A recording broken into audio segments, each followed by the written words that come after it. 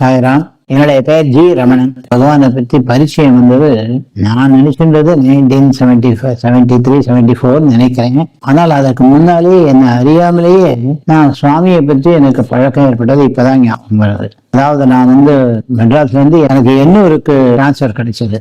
காலமட ஹோட்டல்ல உட்காந்து டிஃபன் சாப்பிட்டு இருந்தேன். சாப்பிட்டு போது 2 பேர் பேசிட்டு இருந்தாங்க. அதாவது ஆந்திராவில சாய்பாபாவுடைய அவதாரம்னு ஒரு பையன் யாரோ சொல்றாரு.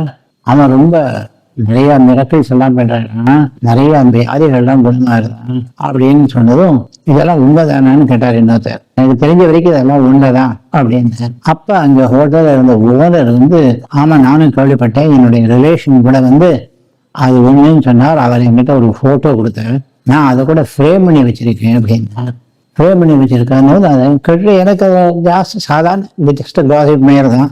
அதை குனிஞ்சு சாப்பிட்டு கேஷுவலாக நம்ம எடுத்து தலையை நிமிந்து பார்த்தேன்.